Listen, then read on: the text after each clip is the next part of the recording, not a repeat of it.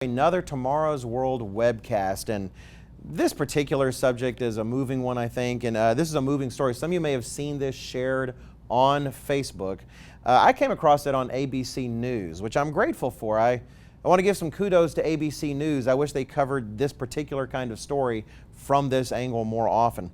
This was online on June 7th, 2016, ABC News. The title was "Mom and Baby with Down Syndrome Mail Letter to Doctor Who Suggested Abortion."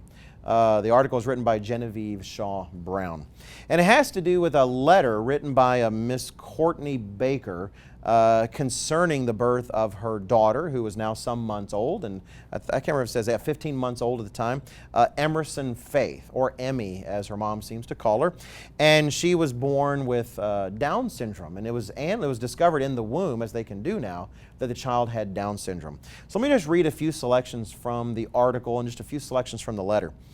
Concerning Miss Baker, it says, Baker told ABC News, "I knew how important it was going to be to write that letter before Emmy was even born."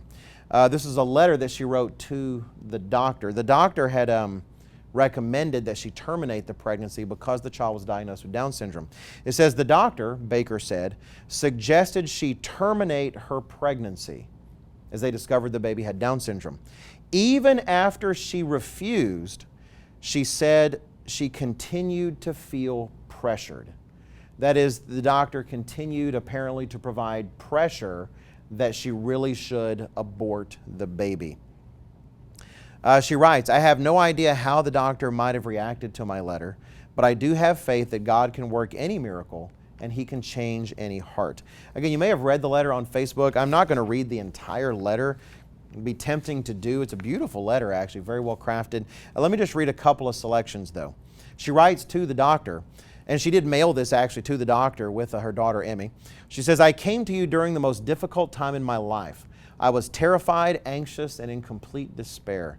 I didn't know the truth yet about my baby, and that's what I desperately needed from you. But instead of support and encouragement, you suggested we terminate our child.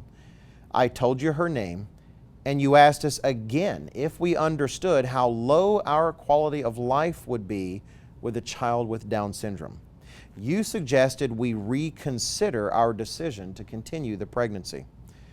From that first visit, we dreaded our appointments. The most difficult time in my life was made nearly unbearable because you never told me the truth. My child was perfect." "I'm not angry," she writes. "I'm not bitter. I'm really just sad.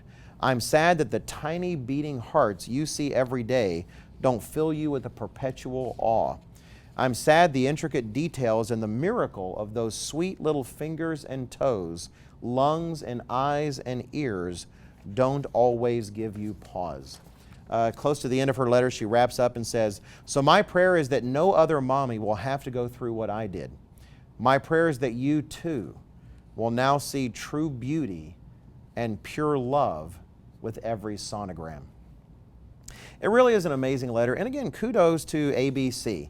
It'd be nice to see abortion tackled from this kind of angle more often. I recognize there's a special circumstance here, but still, I wish that that were the case. But let me ask you a question, and let me ask everyone a question. Why is little Emmy different from any other child in the womb? Why is it that it's a beautiful thing that Emmy was brought full term and that she was not aborted, but so many other children are? You know, in Psalm 139, King David talks a little bit about his life in the womb before he was born. Now, of course, he doesn't remember it in detail. That would be amazing.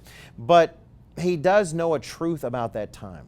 And he talks there in Psalm 139 about how God knew him in the womb and how God Himself, God is involved in that process in which the child is formed in the womb.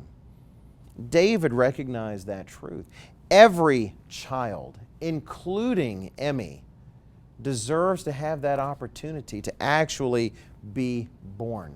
Every child, including Emmy, is something beautiful in the eyes of God, is a human being formed in the image of God. and with the privilege of being an image bearer. Let me encourage you, actually, we have a telecast by Mr. Gerald Weston titled Tiny Fingers and Toes. In fact, perhaps you're seeing a little brief clip of it right now. It's an amazing telecast. It's been banned in places. The points that Gerald Weston makes in that video are so universally true and eye-opening. And I do hope you'll watch it. And I pray that with me, you'll pray for the day when Jesus Christ returns to this earth and creates a civilization around us in which children like Emmy don't have to worry about the possibility of being killed before they're even born. Thanks for watching, and please check out everything we have available at tomorrowsworld.org.